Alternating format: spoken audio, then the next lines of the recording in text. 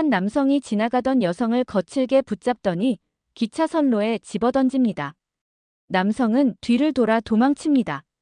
선로에 떨어진 여성은 승객들의 도움을 받아 기차와 부딪히기 전에 선로에서 빠져나왔습니다. 지난 4월에는 출근길 맨해튼으로 가던 지하철 안에서 한 남성이 연막탄을 터뜨리고 총기를 난사해 10명 이상이 다쳤습니다. 한 23세 남성이 45세의 다른 남자를 뉴욕시 지하철 선로로 밀어넣은 혐의로 살인미수와 폭행 혐의를 받고 있습니다. 최근 미국 뉴욕 지하철 승강장에서 열차를 기다리는 시민들이 벽에 등을 붙이고 서 있는 사진이 국내에서 화제가 되었습니다. 이는 열차가 진입하는 순간 승객을 선로로 떠미는 서브웨이 푸싱 범죄를 피하기 위한 모습으로 뉴욕 지하철 범죄 문제의 심각성을 보여줍니다. 뉴욕의 새벽 브롱크스역 플랫폼에 서서 저는 또다시 벽에 등을 기댄 채 열차를 기다리고 있습니다. 20년간 뉴욕의 교통 시스템을 연구해온 도시공학 교수임에도 이제는 이런 자세가 몸에 배어버렸습니다.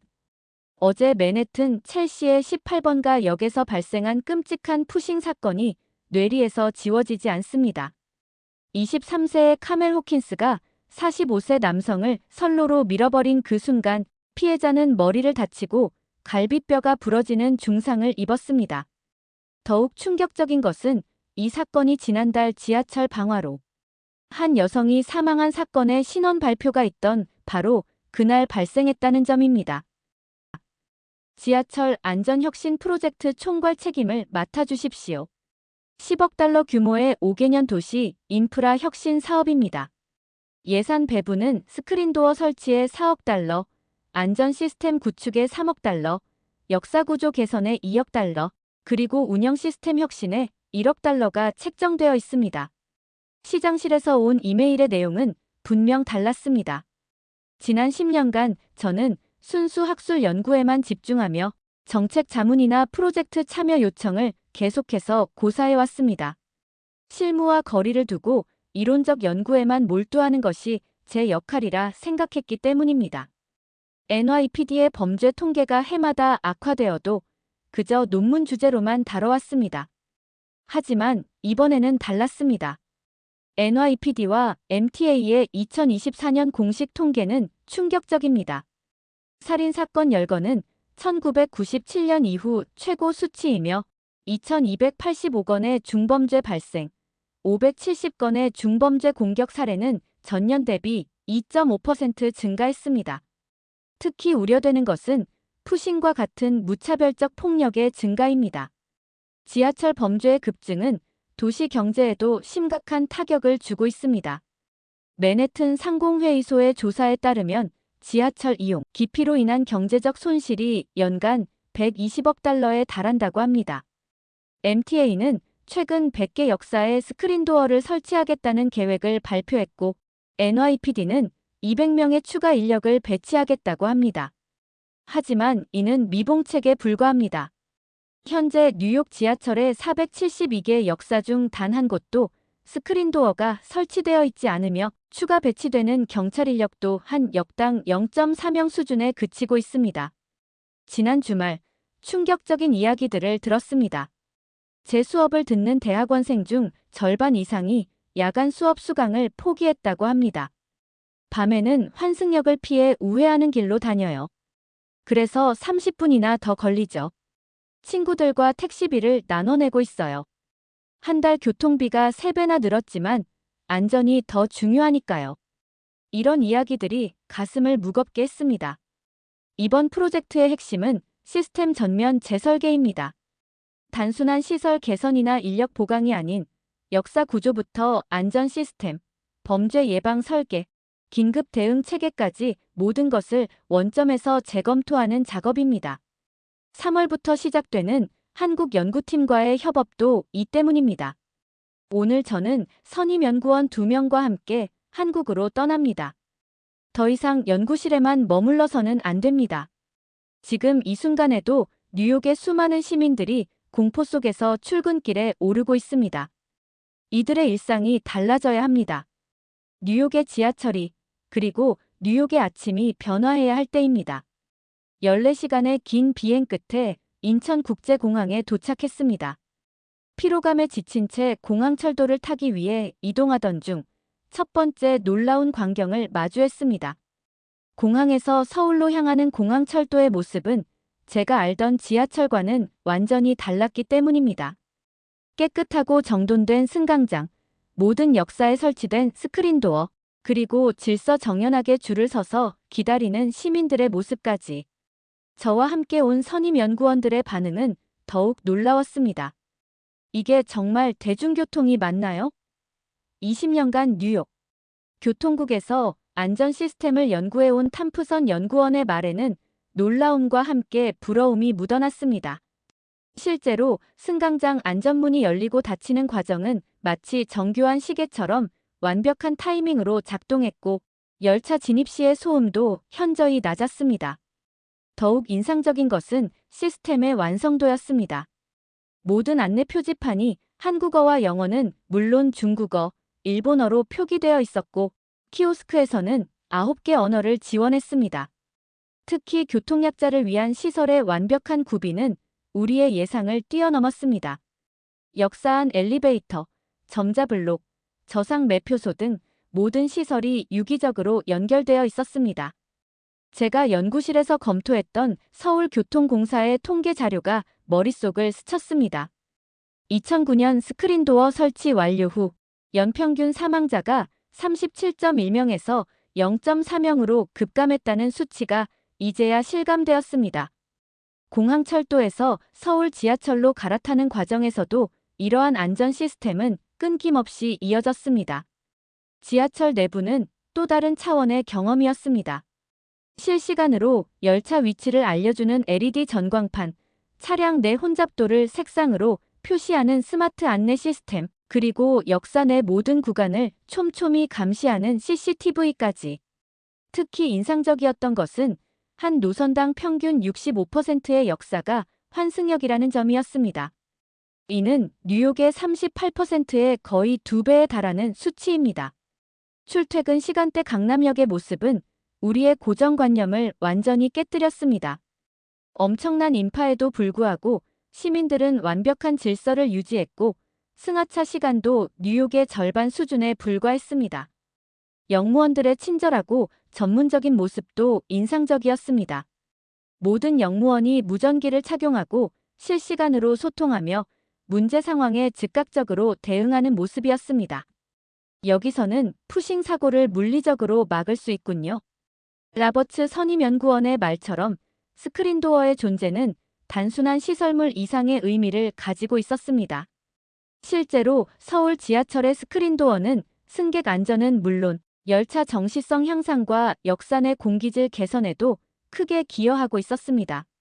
미세먼지 농도가 약 20% 감소했고 소음도 7.9% 줄어들었다는 통계가 이를 증명합니다. 자정이 가까워지자 더욱 놀라운 광경이 펼쳐졌습니다. 뉴욕에서는 상상할 수 없는 늦은 시간까지 학생들과 직장인들이 안전하게 귀가하는 모습이었습니다. 특히 여성 승객들이 불안감 없이 지하철을 이용하는 모습은 충격적이었습니다. 뉴욕에서는 밤 9시만 되어도 지하철 이용을 꺼리는 것과는 너무나 대조적인 광경이었습니다. 지난 20년간 도시 교통을 연구하며 제가 믿어왔던 많은 이론과 가설들이 이곳에서는 완전히 새로운 의미를 가지게 되었습니다. 이제 우리가 해야 할 일은 분명했습니다. 이 모든 것을 철저히 기록하고 분석하고 뉴욕의 현실에 맞게 재해석하는 것. 그것이 바로 뉴욕 시민들의 안전한 일상을 되찾는 첫걸음이 될 것입니다. 안전이 일상이 된 곳. 서울교통공사 본사에서의 첫 만남은 충격적이었습니다. 30년 경력의 김영호 과장은 우리를 맞이하자마자 책상 위에 놓인 30년간의 안전 기록부터 보여주었습니다. 매일매일 빼곡히 기록된 안전일지와 사고 예방 보고서들은 한 사람의 평생이 고스란히 담긴 기록이었습니다. 우리는 스크린도어를 설치하기 전 3년간 준비했습니다. 김 과장의 말에는 자부심이 묻어났습니다. 서울 지하철의 스크린도어는 단순한 시설물이 아닌 치밀한 계획과 준비의 결과물이었습니다. 특히 인상적이었던 것은 설치 과정에서도 단 한 건의 운행 차질이 없었다는 점입니다. 통합관제센터에 들어서는 순간 우리 모두는 말을 잃었습니다. 벽면 가득한 모니터에는 서울 지하철 전체가 실시간으로 펼쳐져 있었고 AI 시스템이 각 역사의 상황을 분석하고 있었습니다. 이 시스템으로 모든 열차와 승객의 움직임을 실시간으로 파악할 수 있습니다. 갑자기 한 모니터에 빨간 경고등이 깜빡였습니다. 동대문역에서 노인 한 분이 쓰러졌다는 신고였습니다. 관제센터의 대응은 놀라웠습니다. 불과 30초 만에 영무원이 현장에 도착했고 3분 내에 구급대가 출동했습니다. 모든 과정이 마치 정교한 시계처럼 움직였습니다. 이게 가능한 이유는 AI 기반의 통합관제 시스템 덕분입니다. 김 과장의 설명이 이어졌습니다. AI가 CCTV 영상을 실시간으로 분석하여 위험 상황을 감지하고 가장 가까운 영무원에게 즉시 알림이 간다고 합니다. 심지어 위험 상황이 발생하기 전에 이상 행동을 포착하여 예방하는 것도 가능하다고 했습니다. 특히 충격적이었던 것은 디지털 트윈 시스템이었습니다. 모든 역사와 시설물이 3D로 구현되어 있어 어떤 상황이 발생해도 최적의 대응 경로를 즉시 파악할 수 있었습니다. 이 시스템 덕분에 화재 발생 시 대피 시간을 45% 단축할 수 있었습니다. 김 과장은 이어서 스마트 스테이션 관제 시스템을 보여주었습니다. 각 역사의 온도, 습도, 미세먼지 농도까지 실시간으로 제어되고 있었고 승강장 혼잡도에 따라 환기량이 자동으로 조절되는 모습은 마치 미래의 기술을 보는 것 같았습니다. 저는 문득 뉴욕의 낡은 관제실이 떠올랐습니다. 아날로그 시스템과 종이 서류들로 가득했던 그곳과 눈앞에 펼쳐진 미래, 기술의 차이가 너무나 선명했습니다. 하지만 김 과장의 다음 말에서 더 중요한 것을 발견했습니다. 기술은 도구일 뿐입니다. 가장 중요한 건 시민의 안전을 최우선으로 생각하는 마음가짐이에요. 시민의식이 만든 안전한 일상. 아침 러시아워, 환승역인 사당역에서의 관찰은 새로운 충격이었습니다. 2호선과 4호선이 교차하는 이곳은 하루 평균 28만 명이 이용하는 대형 환승역임에도 복잡한 환승 구조 속에서 완벽한 질서가 유지되고 있었습니다. 특히 환승 통로에서 승객들이 자연스럽게 우측 보행을 하고 방향별로 동선이 교차하지 않게 설계된 시스템이 인상적이었습니다.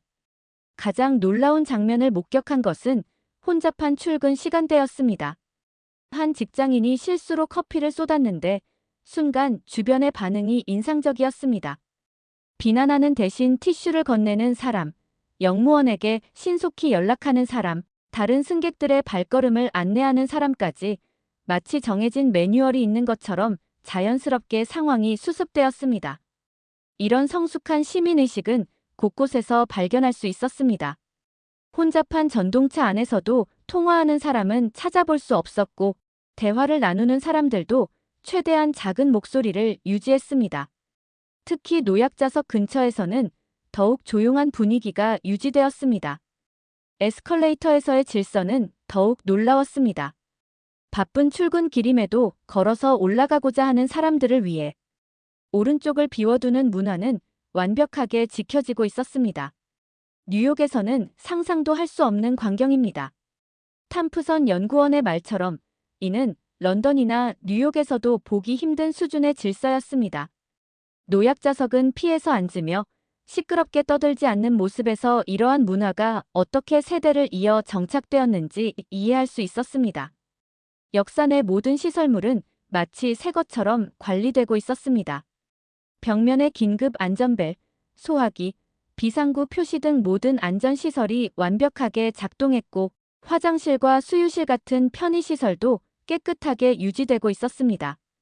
이는 단순히 관리자들의 노력만으로는 불가능한 시민들의 자발적인 참여가 있었기에 가능한 결과였습니다. 이러한 관찰을 통해 한 가지 분명한 사실을 깨달았습니다. 아무리 첨단 기술과 완벽한 시스템을 갖추더라도 그것을 올바르게 사용하고 존중하는 시민의식이 없다면 무용지물이라는 것입니다.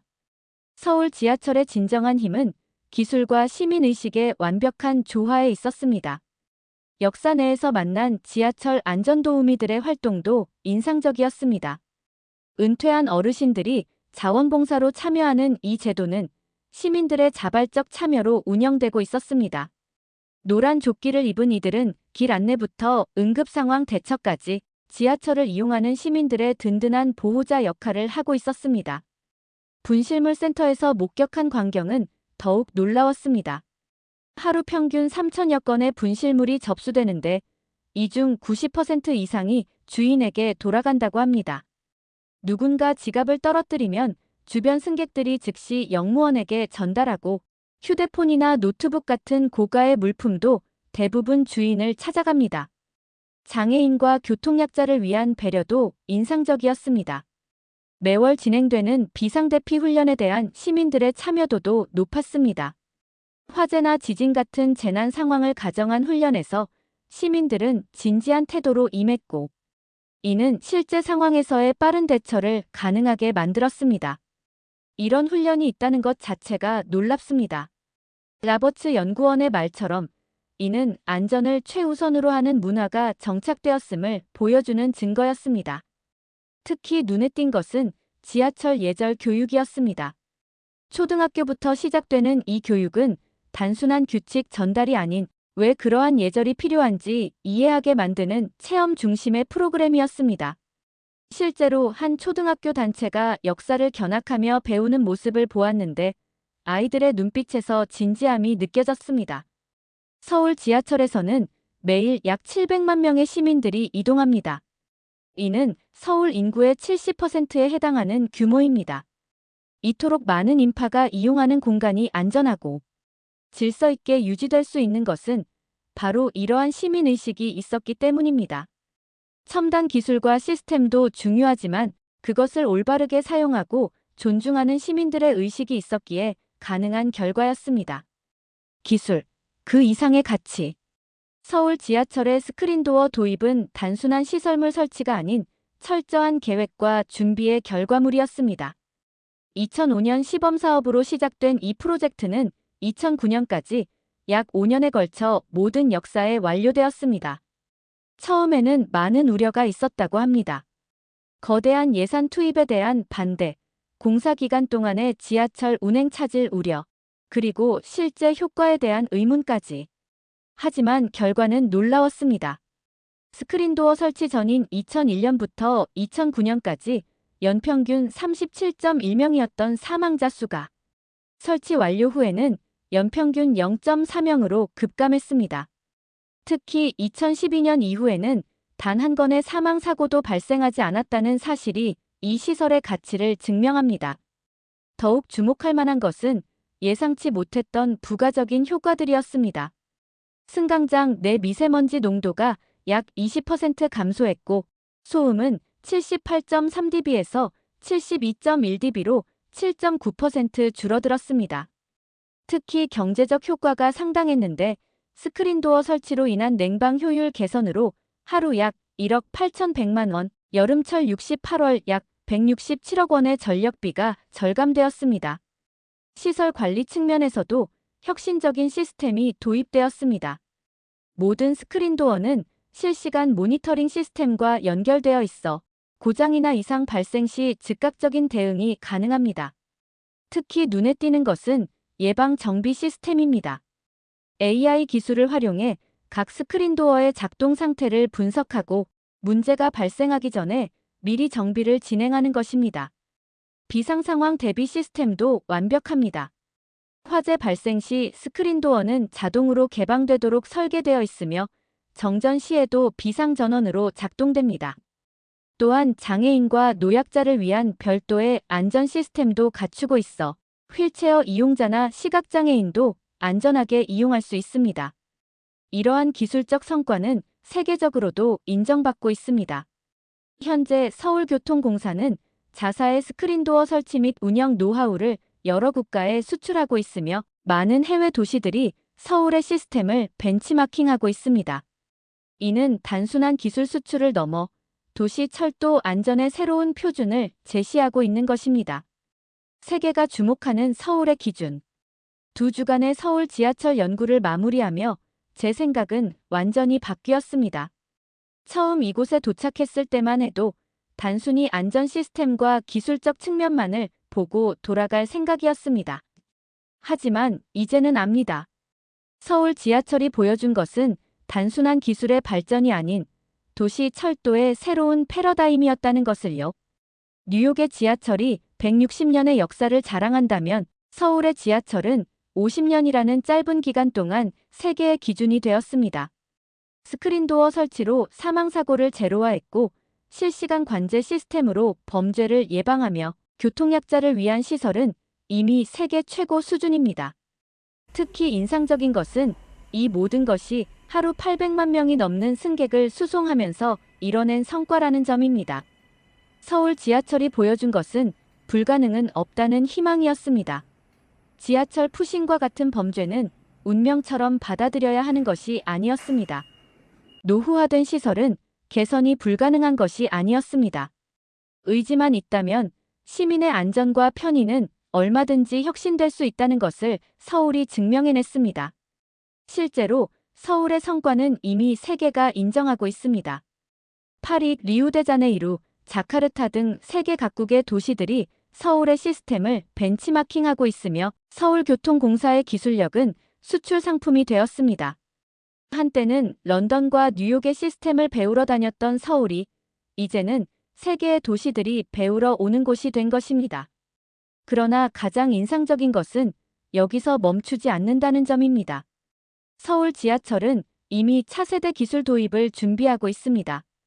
완전 자동화된 무인운전, 수소연료전지 기반의 친환경 열차, 더욱 진보된 AI 기반 안전 시스템까지 현재의 성과에 안주하지 않고 끊임없이 발전하는 모습이야말로 서울 지하철의 진정한 경쟁력일 것입니다. 뉴욕으로 돌아가는 비행기 안에서 제가 본 것은 단순한 기술이나 시스템이 아니었음을 깨달았습니다. 그것은 시민의 안전과 편의를 최우선으로 생각하는 철학이었고 불가능을 가능으로 바꾸어낸 도전 정신이었으며 세계 최고를 향한 끊임없는 혁신이었습니다. 서울 지하철은 이미 세계의 새로운 표준이 되었습니다. 이제 우리가 그 기준을 따라가야 할 차례입니다.